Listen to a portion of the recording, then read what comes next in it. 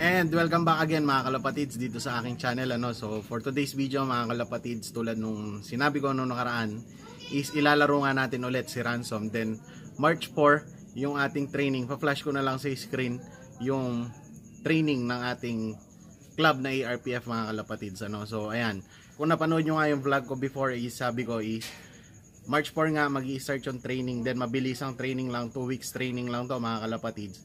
Sprint race to ng ARPF. So magbabasket na tayo ngayon kasi nga March 4 na. Then kung mapapansin nyo is gabi na. So tara, samahan nyo ako magbasket mga kalapatids. Pero bago ang lahat, kung bago ka pa lang sa aking channel, huwag mong kalimutan mag-like, mag-share and subscribe. Hit the notification bell para lagi kayong updated sa mga videos na katulad nito mga kalapatids. So ayan, tara, samahan nyo ako magbabasket tayo ng ibon.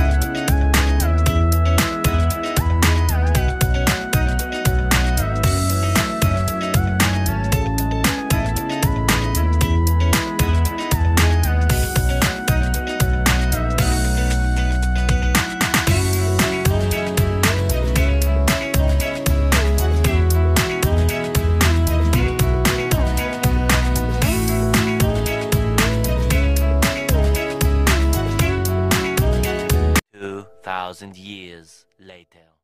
And good morning mga kalapatids. Yun nga, nakapag-load na tayo kagabi. Kaso wala pang advice yung club namin kung na-release na yung mga ibon. 6:45 na, pero palagay ko na-release na. Wala pa lang na may message dun sa namin, pero mag-aabang-abang na tayo guys. Then kung napansin nyo nga, is iniload ko lahat ng mga ibon, yung siyam, pati yung 8 na panglaro natin ng summer sa UFC. Isinakay ko na this time para kumbaga mapagpag lang kasi medyo matagal nga na hindi masyadong nagronda yung mga ibon na yun. Pero isang beses ko lang naman silang isasakay. The next training hindi na, si Ransom na lang mga kalapatid. So ayun nga, 6:45 na, mag-aabang-abang na tayo. Though wala pang info yung club nga kung na-release na, pero maganda kasi yung panahon, kaya palagay ko na-release na yung mga ibon na yan. Mapapansin nyo, sikat na yung araw. So tara mga kalapatid, samahan nyo ako na mag-abang sa mga ibon. A few inches later. Bali, ito na mga kalapatids, hindi ko na videoan yung pagdating. Naligo kasi ako. Then pagpasok ko dito sa loob, nakita ko dalawa na. Ayan si Grisel, si Ransom. Hindi ko nakita ano oras dumating. Then ito yung isa, yung ating dark check. Ayan, mapapansin nyo, siyam yung isinakay nga natin. Ayan, panlaro natin ng summer yan sa UFC. So dalawa na, abang-abang pa tayo mga kalapatids. Mukhang nauna pa rin yung Grisel natin. Medyo may bilis pa yata. A few moments later. So ito mga kalapatids, pangatlong ibon natin pasok na.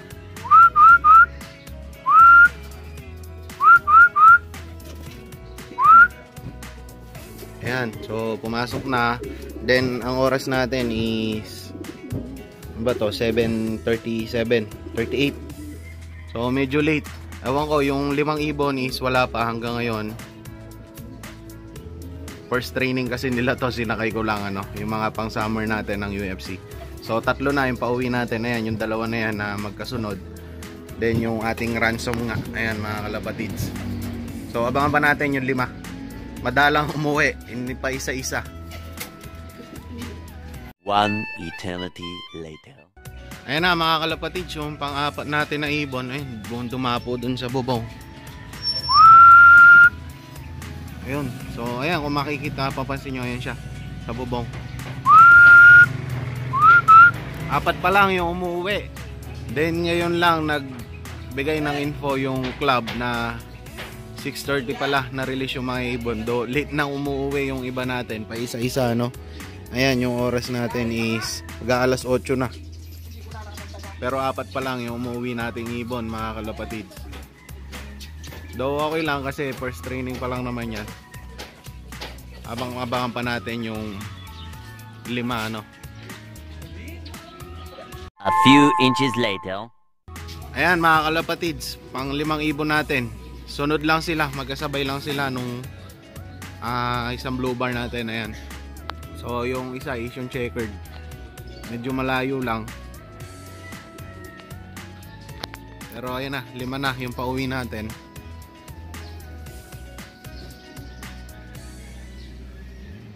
Two hours later. So ito mga kalapatids, ano, magpapakain na tayo.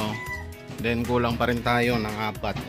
Pero okay lang yan, update ko na lang kayo hanggang mamayang hapon. Titignan natin kung uuwi pa yung 4 nating ibon. So papakainin ko muna sila kasi papasok ako sa trabaho no. Then mamayang hapon is yun nga, mag-update na lang ako.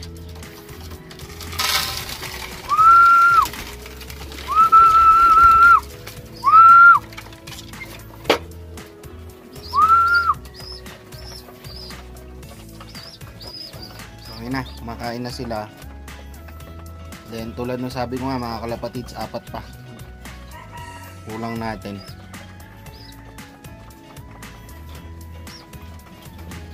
So update ko na lang kayo, papasok muna ako sa trabaho mga kalapatids. Late na rin kasi ano.